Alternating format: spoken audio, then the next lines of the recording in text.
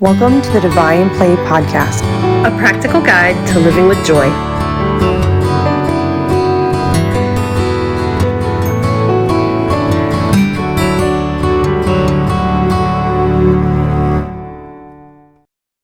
Oh my goodness. I am so excited to have you here, Lila, for this episode of our podcast. You are a beautiful soul. And so our audience can get to know you a little bit better. I'm going to tell your bio, share a little piece of you, and then we'll just dive into this intuitive conversation with Miralina and I and yourself. As a speaker, coach, and CEO of Riverstone Movement School, Lila Veronica helps high performer business owners and organizational leaders shift the physical component of their life. She integrates mindfulness and movement into her life mastery journey so you can reach a greater potential faster without stressing or burning out. Lila has taught mind-body practices for over 20 years and holds a global vision to connect and uplift visionary leaders around the world. She teaches leaders embodiment practices so they can bring their visions to the world faster. Through her work, Lila has personally mentored leaders on all 7 continents. That is profound and amazing. I am so excited to have you here with us. Thank you, Shannon. Thank you, Miralina. It's a pleasure. Oh my gosh. So besides this beautifulness, tell us a little bit about just tell us a little bit about yourself. Yeah. How you got started. I was really sitting with this before today's podcast. I thought to myself, okay, my name Lila in Sanskrit means divine play. And this is the Divine Play Podcast. And so I thought, why not talk about how I got the name Lila? I think that would be really valuable and a good story for everybody. And have you get to know me a little bit about my past and how I got where I am now. And so how does that sound? Absolutely. Okay, amazing. Cool. So I love the name of your podcast, of course, because it's my name. But my name was not always Lila. I was born with the name Lilian, and I spent the first 35 years of my life. I was always playful and smiley and happy, and everything, but much more serious as well, much more intellectual. I lived from the head, from the neck up. I valued being smart and my achievements more than anything. And the name Lilian, as you may, if you really feel it, is a much more mature name. And one of the things that I heard a lot growing up was, she's so mature. And it's a nice thing, people think that's a compliment. But the truth is, there was a big part of me that missed out on my childhood. And I forgot to play over time. And I became really serious. So I went through and I was a high achieving kid with a home that was very difficult. And I got love through my teachers, through my schooling, attention, praise, because I would do well. And so I did better because I would get more love and praise. And I went on and I went on for a bachelor's, a master's. I got into consulting. I was in the environmental science and policy arena for about 15 years, went on for a doctoral. In my doctoral work, I used to teach environmental policy at Ohio State University. And I got married, and about 6 months into the marriage, I realized I had made a mistake. One, I take responsibility that there were signs and I didn't listen to them. And about 6 months in, things changed. And I know that there's probably some people out there who've experienced relationships, whether it be a romantic relationship or a business partnership or a friendship even, where there's one way of being together, and then over time it changes. And things changed. I could almost pinpoint the day. I can remember when things were different. And So I did not stay in the marriage a super long time. I stayed for another 3 years, which it feels like 30. At the time it was hard. I was really trying to make everything work. And as a high achieving woman, I did not want to fail. I did not want to fail at anything, let alone my marriage. How embarrassing. That's what I thought. That'd be so embarrassing. And I felt like I had got myself in a situation where I couldn't financially afford to support myself. I was a highly educated woman with a good career going. So that wasn't true. It was just an idea I had in my head. I was in the environmental world. I thought to myself, I don't need to make a lot of money. I'm just here to help people. I want to help save the world, right? So I got myself in this particular situation. And then about 3.5 years into the marriage, I finally made the choice one day to leave the relationship. Now, this happened because I was very unhappy. I got to a point where I was unhappy in my relationship. I was actually becoming unhappy in my career too. I got to a higher level in academia, and I realized I don't really want to be in academia. It's not what I thought it was. And the work that I was going to have to do was not really helping people like I thought it would. And the system itself wasn't what I thought it was. And so I was unhappy in my career. I was unhappy in my relationship. I wasn't taking good care of my body because I was unhappy. So I'd, eat chicken wings and drink draft beer and have wine every evening, to numb my feelings. And, just eat Reese's Pieces or gummy bears or whatever the thing was that felt like, the numbing agent in the moment. And we lived a very active life in terms of we were traveling all the time and doing a lot. So like a lot of doing, activities, going out with lots of friends, all this stuff, really just to numb, not to feel my own feelings. And I went to the gym one day and went to a yoga class. And I had taken yoga over the years for exercise sake. But I remember going into a yoga class one day and I felt really good. And I thought to myself, how many days in a row can I do this? High achieving woman, you guys, okay? Mm-hmm. So by day 42, I did yoga 42 days in a row. And I got clear in my head that I was going to make a decision to leave my marriage. And that was very difficult. But I remember we had a conversation in the car on the phone. I was in the car outside the gym after a yoga class. I said, and he said, "Are you leaving me?" And I said, "I am." And I haven't told the story in a while. And from that point, I like to joke and say, like a lot of middle-aged women who are going through difficulties in life, I went to a yoga teacher training, right? Got to find myself, darling. My little brother called. Yeah, right. My little brother says, "Oh, she had her eat, pray, love moment." And I love this. I love this part of the story. This is amazing. I feel so naked. I feel so attacked right now. I feel so. I think I did that. I did exactly. You just got called out. Yeah. And I mean, I get it. And what's neat about, any sort of mind body journey, whether it be yoga or any other journey you're on, you really get to dive deep into your self, your gifts, your talents, your challenges. I had said for years, one day I'm going to have to take care of these mommy issues. And one day came. And so I dove into yoga, and I took 2 yoga teacher trainings, and then I'll tell you the story how I got the name Lila in a second. But I took 2 different yoga teacher trainings, and in the middle of the second one, the teacher who I had made friends with was going to a workshop in New York and Long Island, and said, "Do you want to go to Long Island with me?" And I was like, I don't know if I want to spend money on a workshop weekend. I don't know if that's for me. I went to the first workshop and I was hooked. I went all weekend long. And for the first time in my life, I physically felt love for myself. And I chased it.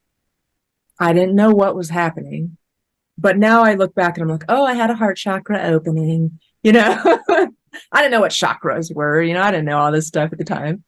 But I came back from Long Island, and then about a month later flew to Denver to train with the teachers that were in Long Island. And it was this whole new kind of yoga, sort of. It was a different than modern yoga. It was working with your fascia, your connective tissue, and your nervous system runs through your connective tissue. So I was tapping into really my nervous system. And so I was here in Colorado for a 5-day training.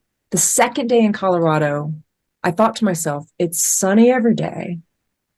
People are really nice, and this feels really good. I'm moving here. So I go back to Ohio. I leave my career. I wrap up the semester teaching. I leave my career. I sell almost everything I have. I get in my Subaru with my 2 dogs, and I drive across the country to Colorado. I have no job. I have no home, and I knew nobody. Did you have a paddleboard? I bought one once I got to Colorado. Because that's the Colorado starter pack. Subaru, yoga teacher, dogs, and a paddleboard. So yeah, I bought one probably within 6 months of living in Colorado. I bought myself a paddleboard. I still have it. It's beautiful. Totally. I was in, right? Totally like my little bro said, oh, there she is with her eat, pray, love moment. Totally had it. And they were doing this first teacher training for this new system of movement. It was more dynamic, more curvy, more open, and works with the fascia. And so then I started doing that teacher training. So this was my 3rd yoga teacher training in a year. And we show up, and there's 14 people in the room. One of the other women, her name was Lilian. So there's 2 Lilians in the room, but you don't meet that many Lilians. I mean, she was my elder, and the teacher said, which I think is interesting, because this doesn't, if there's 2 Melissas, nobody's going to ask anybody to go by something else usually. But the teacher said, well, there's two of you Lilians, who wants to go by something different? And something just came out of me, just natural, boom. I raised my hand and said, I'll go by Lila. Now, I knew at the time Lila meant divine play, because I had already been in 2 yoga teacher trainings, and I learned a few things. I got introduced to Sanskrit, right, and whatnot, and somebody told me what my name was. I knew it meant divine play, and at that moment where I chose my name, Lila, I was able to embody the essence of divine play. Not the mature Lila. I already have that. I'm mature. I got the grown-up thing down. It was the play, the little girl, that I needed to embrace. So when I named myself Lila, and I've legally changed my name to that, it was at a time where I was at my lowest. I say I didn't hit rock bottom, but rock bottom definitely came back and hit me in the face. I had left my career, I'd left my marriage. Shortly thereafter, my grandmother died, my dad died, and one of my dogs died. So I was going through massive, dark night of the soul kind of situation. And yet, when I would hear people call me Lila, there's an energy, there's a vibration that I was receiving. And it was a reminder that I'm here to play on this planet Earth. I'm here to play not just in a human way, but I'm here to play in a soul essence way. Play with the atomic matter that we see on Earth, but play with the divine energy. Play with the master the wavelengths, and I can turn it into matter kind of stuff. And so after that, I've had all sorts of amazing openings and divine connections and these spiritual experiences, and some would call it the Kundalini openings or heart chakra openings, or I'm not the expert on all of this, but I've studied over the last decade a ton of different wisdom traditions. And I would say, I don't know that I will become enlightened in this lifetime, but I'm on the path toward that at least. And so that's how I got my name. I went from being like serious academic, still fun and playful and smiling stuff, but to this body person. And then ever since, I've been able to practice and train and teach, and I've created my own modality from it all. And, I really do play. I can always play more. It's always a lesson of mine. But I've been able to play and create and use the divine guidance to do so. So I have so many questions. Shannon's like, here we go. So I lived in Denver for 17 years. It's where I became a yoga teacher. I studied in Denver. I got my certification at Kindness, which was a really beautiful community. And my question to you is, who did you study with? Who is the school that you worked with the fascially based yoga? Yep. So the system that I started with was called Sri Diva, which meant divine destiny, which means divine destiny. And they changed the name from Sri Diva to Bowspring. I was just going to say, was it the Bowspring people? I knew it. I knew it. So it's, I trained under John Friend and Desi Springer. Yes. And Micah Springer is Desi's sister, who I'm assuming you know all them, if you know all you're in the yoga world. Funny enough, I did not study with John Friend, and I actually never practiced bowstring, but I had a lot of friends who did, and they really enjoyed it. And there were a couple teachers that came over to Kindness from that studio, and they were some of my favorite teachers. And they didn't teach bowstring at Kindness, but there were some things that were like inspired in their work, and they were incredibly creative. And just anatomically, I'm a huge anatomy nerd, and my favorite teachers were always align and flow teachers, which was like deep alignment, but also super playful. And it was usually, they were from that studio. Yep. That's what it's all about. It's a dynamic posture alignment system. I like to say it's kind of like curvy bouncy yoga. It's a dynamic posture alignment system that works with the natural curvatures of your body instead of straight lines. And so what I loved about it is that it really fosters play, because you don't, and I love that I can talk to you about this because you understand one of the difference between other yoga practices or other movement practices is you don't put your body in a shape as it relates to space. You put your body in a shape as it relates to your own body parts. So you're working with the relationship between your body parts, not your relationship between your body and space. And so you'll see a lot of like, when I moved to the mountains in 2020, and I joined the circus. And I did some aerial arts and some other things. But one of the things I love is like looking at videos of contortionists. I'm like, oh, maybe one day I'll train in contortionism. Now I'm not going to be I'm not going to be a master contortionist by any means. I'm not joining Cirque du Soleil. I'm past that prime. But but I love the idea of training with them, because they put their bodies in positions because they're working with the relationship of the body parts to itself, not a shape in space. And so what's neat about it is I have a client right now, for example, who's been with me 6 years, and she every year deepens her awareness. So when you're doing this practice, it's not like you get better at a pose. You deepen your awareness of your body and how it's related to each other. So how the toes are related to the butt, how the pinky fingers related to the triceps and the wings. And we work a lot with the inner and the outer body and the connections, because when you understand the fascia connections, you can engage your body and move your body in a totally different way. It's much more animal and less mechanical kind of situation. So I'm very grateful for my teachers. I believe I've trained with some of the best, teachers in the world, in terms of movement. There's all sorts of amazing teachers. So we could probably sit here all day and list them out. Yes. But yeah, for sure. But I'm grateful that I've been able to train with high level teachers. And I recommend anybody who wants to get into anything, find some mentors and find some teachers and some guides that are really amazing, because it will raise you to a new level. So Sure. I really want to like circle back around and tie this into the concept of joy. And I know so many people out in the world, right? Like embodiment's a huge thing. I love that you use the word embodiment.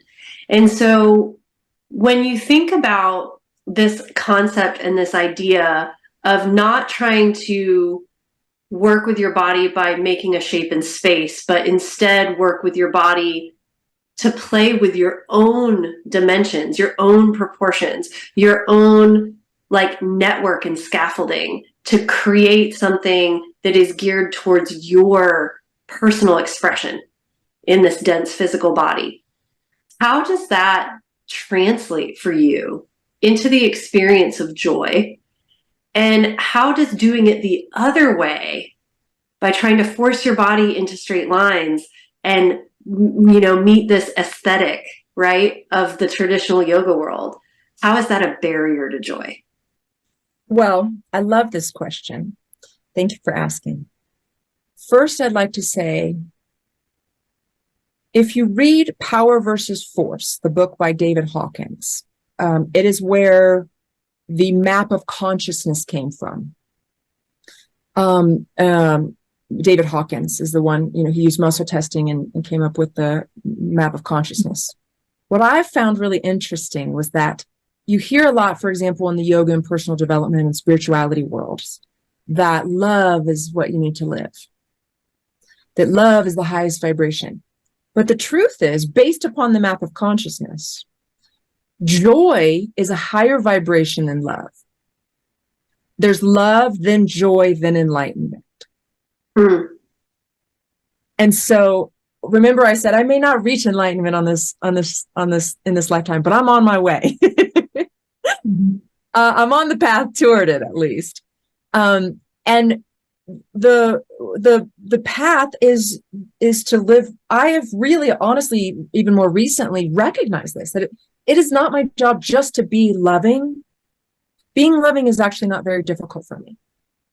Being joyful is much more of a lesson for me, because I always say I have a supercomputer up in here in my head, and a lot of us do. I have a very strong intellect. I have a high intelligence, and it's not because I'm, you know, born with it. Maybe I was born somewhat with it, but I've trained myself, right? I've focused so much on my academic achievements and learning. I thought being smart was the thing to do, but it wasn't. I got to a point where I was so smart, but not happy. So that didn't work out. And so now my goal is to get to more joy, more happiness, and playfulness is my way of doing it. So the thing about building the relationship with the body, the feeling state of joy is, it's a choice, and it only happens in the body. So some people say live from your heart or be happy, but nobody teaches you how. And that's my job. That's what I do for a living. That's why I've created my movement school, is to teach people how to get out of their head and into their body. Joy is not a thinking state. It's a being state. You can't think your way into joy. You have to feel it. In order to feel it, you have to be in your body. And I would argue that you need to move your body. So I have had meditative experiences where I'm in more stillness and I've felt massive joy. But most of the time when I'm feeling massive joy, I'm moving my body. I'm moving energy through my body. So that's what I love. I haven't even thought about this, so I'm very grateful for the question. But the dynamism that I work with in my body and others work with in their bodies is moving the energy. And what that does is it clears away any issues in the tissues.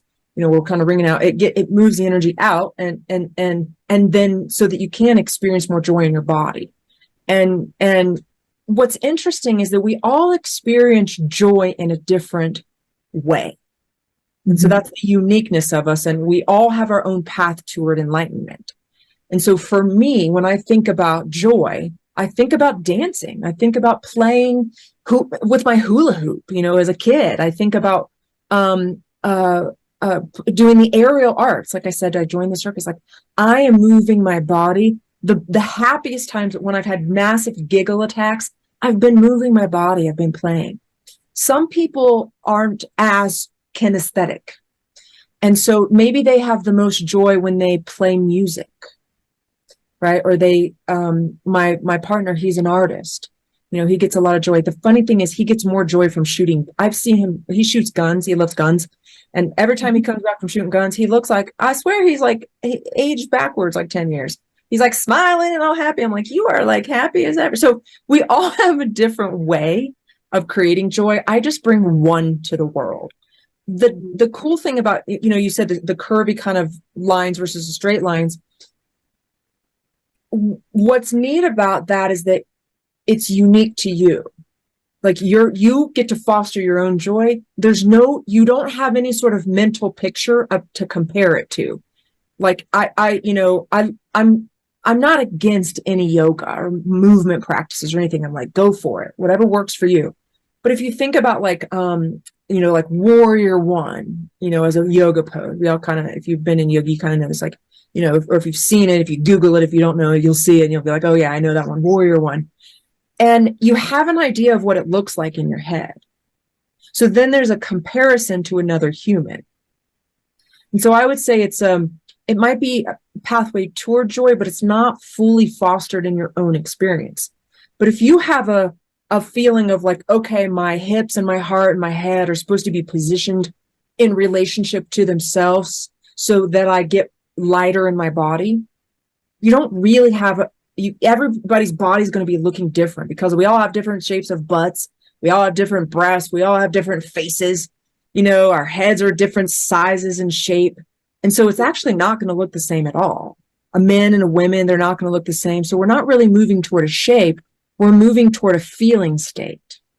We move toward a feeling of lightness in the body instead of a shape.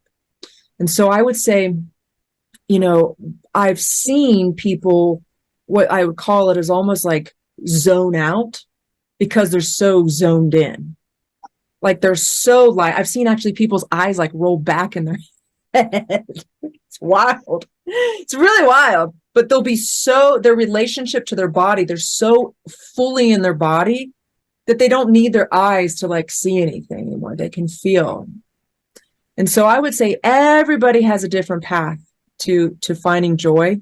But this particular path I've seen for myself and all the people I've supported with it and my colleagues who do it as well, it makes them, it really fosters happiness. I have people who are, have bad days, what they call bad days. And they come to practice. It's only 15 minutes, 10 to 15 minutes. They work together for 15 minutes. So the practice is 10 to 15 minutes. And all of a sudden they have no problems afterwards because the problems were just in thinking in the head. And so if you can move your body, and it's not just about moving the body, it's moving the body in a way where you're not in your head. You can do a lot of exercises and still think. Mm-hmm. You can't do what I teach you and think. It's impossible. You just can't because you're fully in your body. It's full presence. And so I say, that the feeling state is what leads us to that joy. And the idea of a shape is what leads us to, maybe toward joy, but maybe not fully in that joyful space. Thank you so much for that incredibly beautiful answer. Thank you. That makes perfect sense to me. Absolutely. And so I follow you and you just are completing, or are you complete with the 42 days challenge that you were doing? We completed one about a week and a half ago. Yeah. And then we're starting another one in October. It's actually the last one I'm doing this year. It's the last one I'm doing for a while because I'm going to be doing a little bit more traveling. I'm snowbirding in Florida. And so I'm not going to be doing any group programs for a while. I'm going to be wrapping up a teacher training program and the last 42-day challenge of the year and for a while, probably. Oh my goodness. I love this. I have not done. So what brings this up is I am doing 75 hard and most days I do yoga as one of my workouts. And your way, it sounds so much easier on my body, I think, than trying to get in some of these shapes that I have done. But I have not up until now done something every single day in a row. Like, it has been such a gift that I've been giving to like really be able to get in my body and zone out of the doing something else. Like, it's like, I think 75 hard is really more of a mental game of like, I don't have time for this. I don't have time for 45 minutes of doing this other thing. I have to do all these things in your mind. And so what I hear you say, what I love about this conversation is, I think that a lot of times, especially if you're a mom or an entrepreneur or you're creating something, we are constantly in mechanics and in our head. And I love that your way of being just like gets us out of the attic, gets us like shoulders down, and gets us like doing that inner work. And it doesn't have to be a certain way. Like, I'm like trying to picture it and I'm like, I can't even picture it. Right. And so I love this. What I want to just go back into, because some people, I would be terrified. I did change a lot when I changed my circumstance and I chose divorce. I changed a lot, but like you challenged the thought of like making a new life. You like picked up and like left everything. And so I want you to just like, some of us get to hear or need to hear, or maybe, or even inviting you to share a little bit of what that inner work was to be like, yes, I'm achieving all of this. This is what I thought I was supposed to do. And sometimes it's in the box of what is laid out for me, because we get into these patterns. You're making good money. You had everything together in what was viewed from the outside in, right? What's behind the door. Nobody knows what's behind the door. We see that a lot. But you weren't happy. Yeah. And you chose happy. And whether most people think it's a eat, pray, love moment or a midlife crisis, you still chose yourself, and that takes gumption. So can you just bring that a little bit to the table and express like the heart of what that took to just... Yeah. First off, it was not easy. I remember a moment around the time I made these choices, standing in my bedroom, and I thought to myself, I work hard, I'm smart enough, why can't I figure life out? And I made the leap. Now, was it easy? No, it was financially extremely difficult. I remember at one point working like 5 different little jobs. When you're teaching, for example, yoga, I'm working at a studio. I'm working in corporate, energy company. I'm looking on Craigslist to find like weekend gigs to make all the money happen. So there was a point where I had like 5 different gigs at one time that I'm pulling together all the cash to pay my bills, and yet it was worth it. The biggest component I would say that helped me was I had mentors the entire time. I had mentors with my movement practice. I ended up, when I was, when I realized that I could create a 6-figure income teaching what I teach, somebody introduced this, a friend of mine introduced this idea, he was like, well, you can make 6 figures. I was like, what? Sat down, wrote it down on a yellow piece of paper and showed me how. And I thought, okay. I hired a business coach, and she's still with me. She's not my business coach, but she's my investment mentor at this point. But she's still my money girl. Like, any money questions I have or any ideas that I want to bounce off of, she's my girl, my lady. She's a woman. She's older. She's my elder. But I would say it wasn't easy. It was extremely worth it. I had to really dig deep and love myself enough to make the changes that I knew deep down. And the other piece is like, I knew I could. If somebody else could, I could too. Like, that's how I think about a lot of things. If somebody else is doing it, I can do it. Like if somebody else was creating the six figure, the multiple six figure, the $1 million business, right? Moving here, moving there, living anywhere I want. Having the body I want. I want to be I have this like dream when I'm older, like older, to have like geriatric Olympics. I'm like, if somebody else has done something, I can do it too, And so I kept telling myself, you've got this girl, you've got this girl. And I had mentors that I'm a very good student. And so I'm willing to be humbled by somebody who knows more than me, whether it be through my body practice, through my mindset. I didn't even know about mindset when I got into this. I don't even know if I ever heard about mindset. I didn't know anything about spirituality. I was much more scientific, ashes to ashes, dust to dust, energy, nothing. I knew nothing. And so I had almost overnight switch come on. And then I hired a business coach she's a business coach, but she was more like, about energy than strategy. And helping me become the kind of woman who could create the kind of business that would keep me healthy and wealthy and happy. And so that I would say that's the biggest thing. It's, believing in yourself. If somebody else has done it, you can do it too. And sticking with it, getting support. Like women try to do stuff by themselves way too much. Like, do not try to figure it out on your own. Somebody else has done it. Go get help. I don't care if it's a YouTube video, this podcast, hiring a mentor. Maybe somebody in your community will mentor you for free, like meet with you once a month for lunch or something, like something, but don't try to figure it out on your own. There's no virtue in independence.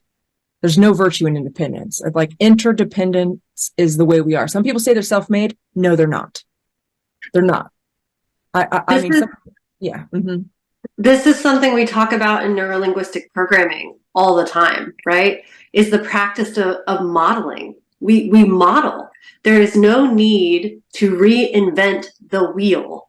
Go out, look at somebody who is succeeding, and what are they doing? Look at their strategy step by step by step, and then repeat it. Make your own thing, create your own magic, and like come up with your own concept, your own course, whatever it is. You can't, we don't want to plagiarize. But if somebody is out there, running an online course and they're making six figures a year, what are they doing? What was their first step? And there's so much on YouTube. You're so right. There's so much on YouTube. There are so many courses, so many teachers. And then, YouTube is free. It's like there are so many people out there who are willing to teach you, and it's a win-win. The more people who watch their videos, the more they get paid. And for you, it's free. It's like win-win-win all the way around. You're right. Like we don't do it alone. Brene Brown, God love that woman. We don't do it alone. We don't have to. We were never meant to. We weren't. Mm-hmm. And I would say, I haven't thought about this in a while, but if I were to say anything to a woman who's in that reinventing herself season, it's, get some help, ask for help, align yourself with people who are willing to help. Most people love to share what they know. Like you're very rarely going to meet somebody who knows something who doesn't want to share it. And if they don't want to share it, they're not your person anyways. Like, but most people, if you just ask them, they'll go on and on and on and on and on for as long as you need. They'll help you. And so I'm very grateful for my mentors. I'm very grateful for my teachers, my guides. I would say that's probably the thing that's helped me the most in my life. I did not grow up in a home where I was guided by any means. And so being able to surround myself almost my whole life with teachers and mentors and guides has been how I've got where I am, for sure. Oh my goodness. I love this conversation. This is like real talk. Women, don't try it on your own. Just ask for help. I am a recovering lone wolfer. And it's taken me, I just was like, I'll just do it myself because I can't count on anybody else. Well, I didn't freaking ask up until, I started asking. And it's so incredible how much you can learn when you're masterminding with other people. It's just so crazy. So I love it. And the self-development world is amazing and profound. I love that I just love all of this conversation. So as we could talk forever, Lila. We could talk about yoga forever. I absolutely need to do. We need to work on my fascia so much. So we'll connect outside of this podcast episode. I am certain of it. But as we wrap up this amazing conversation, we always end every episode with like, if there was like another golden nugget, because you've given us so many, one golden nugget that somebody, our audience, the ladies, men, whomever is listening or watching on YouTube can use right now, a strategy, a guide, something that they can go out and just take with them, and just bring their life a little bit more joy, what would that be? Okay, I'm going to give you a really practical tool that you may have heard before, but I'm going to teach you a little bit how. So joy is in the present moment. There's no joy in the past, there's no joy in the future, it's right now, right? That's pretty straightforward. So to be present in your body, you have to be with your breath. If you're not with your breath, you're not present. You might think you're present, but you're thinking. So a lot of people will say, take a deep breath. What I offer is that it can be challenging, especially for women, to take a deep breath. Women don't breathe as deep as men. And if you're stressed, overwhelmed, thinking, it can be even harder. If the body's tense, tight, deep breath can be hard. So what I would offer you is this particular tool. Practice this. Breathe wide. Breathe into your rib cage wide like fish gills. Your center, your nipple line, is the widest part of your rib cage. And so breathing into the bra strap area, wherever that would be for you, breathing wide, as much as you can until you feel a little bit of a different energy change, a shift in your energy, a settling of your nervous system a little bit. So what's fascinating with the practice that I teach and what I've experienced in my own life, is you'll get taller by going wider. We tend to lose lateral movement over time, from compression, from, what they call gravity, and from life circumstances that kind of get after you, your own mind or other things outside of yourself. So there's this compression on our bodies and the spine and everything, and people think we have to get shorter as we age. It's not true. I've helped women in their 60s get taller, not by trying to go tall, but by going wide, because it takes compression off the body. So breathe into your body, breathe into your rib cage wide like fish gills. And that's one of the fastest ways to be present. If you're listening, if you're trying to grow your business and you're on a sales call, if you're trying to have a great relationship with your husband, or listen better to your friends, or be more patient with your children, breathe wide into your ribs and notice how people respond to you. It'll be different. You'll feel different. You'll feel better. You'll be present, but notice how they respond. It's fascinating. Yeah. And I just love you so much. For all of my body worker friends out there, this is massive. A lot of people don't understand that lateral breath is actually where the breath begins. Breathing laterally. It's not the belly. It's not the diaphragm. It's laterally into the intercostals. And, I practice a modality in my hands-on bodywork practice called neurokinetic therapy. And the very first thing we treat is lateral breathing dysfunction, because it dominoes into every other system in your body. There's so much in your hips, so much in your neck, so much in your shoulders that is all tied into the breathing apparatus via the connective tissue, the fascia.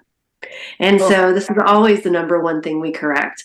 And I have to say, during the pandemic, almost 99% of my clients stopped breathing laterally. I had to do correction after correction after correction. When we have a trauma, whether it's physical or emotional, we stop breathing laterally. Especially when we go into freeze, we actually stop moving as much as humanly possible in the breath. And so this breathing laterally like fish gills, it's such a good cue I'm gonna use that. It's a really good way to describe it. But if you can do one thing for yourself, I back this 100%. Breathe into your rib cage laterally like fish gills. Like that is, it will change so much for you, not only in your nervous system, but in your body. It's like the best. This is my favorite tip I think we've ever gotten. Because I'm like, I'm like, yeah. We're here, girl. Like, we're here. I hear you. We're here. I'm Yeah, totally we'll have to talk more because it feels like the pathways that we're taking to support people are very in alignment with one another. I'm grateful to learn what you shared because I haven't met yet a body worker who has picked up so quickly on the lateral breathing component. Oh, So, woman, there's a bunch of neurokinetic therapists in Denver. I'll hook you up with them. oh, that's so good because I'm all about getting body work. I'm actually going Friday and I'm hosting an event Friday in Denver, but I'm getting a lymphatic massage afterwards. Beautiful. And I'll have to hook you up with my buddy, shameless plug for Paco Kana. I'll have to hook you up with him. He's a fascial therapist in Denver. So shameless plug. Shameless plug. We're going to have him on as a guest. So. Oh, beautiful. Oh my gosh. No, I think that this resonates so much with me. I was trying it.